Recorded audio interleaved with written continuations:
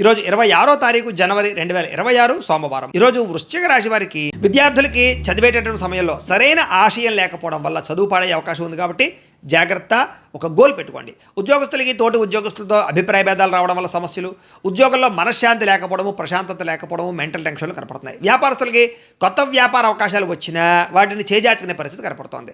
స్త్రీలకి కుటుంబ పరిస్థితుల వల్ల మనసులో బాధ, మానసిక అశాంతి కనపడుతోంది. విదేశాల్లో ఉండేవారికి అక్కడ లోకల్ డాక్యుమెంట్కి సంబంధించినటువంటి విషయాల్లో ఇబ్బందులు కనపడతాయి. జాగ్రత్తగా ఉండండి. అనేక మార్గాల ద్వారా డబ్బులు సంపాదిద్దామన్నా డబ్బులు కుదరని పరిస్థితి కనపడుతోంది.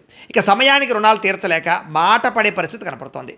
ప్రయాణం చేసేటప్పుడు ఫోన్లు మాట్లాడడం, అతిగా వాహనాల స్పీడ్గా నడపడం మాత్రం ప్రమాదాలు ఉన్నాయి. జాగ్రత్తగా ఉండండి. దూర ప్రయాణాలు వాయిదా వేసుకోండి. మద్యపానం సేవించి వాహనం నడపకండి. కుటుంబ సభ్యులతో గడపాలన్నా కుదరకపోవడము, ఒత్తిడి పెరగడము, సంతానం వల్ల మనస్తాపము, పిల్లలు తప్పులు చేయడము కనపడుతోంది. చిన్న చిన్న గొడవలు పెద్ద గొడవలు అవుతున్నాయి. జాగ్రత్త. అంతర్గత శత్రువులు, నమ్మక ద్రోహులు పెరిగిపోతున్నారు. జాగ్రత్త. వ్యసన పరులకి ప్రమాదాలు ఉన్నాయి. జాగ్రత్త. శస్త్రచికిత్స అవకాశాలు కూడా కనపడుతున్నాయి. ముఖ్యంగా మద్యపానం, ధూమపానాన్ని ఖచ్చితంగా వదిలిపెట్టండి. ఆరోగ్యం క్షీణిస్తుంది. జాగ్రత్త. ప్రేమికుల మధ్య అపనమ్మకం పెరిగిపోయి విడిపోయే పరిస్థితులు కనపడుతున్నాయి. వివాహేతర సంబంధాలు, శారీరక కోరికలు పెరిగిపోయే అవకాశాలు ఉన్నాయి.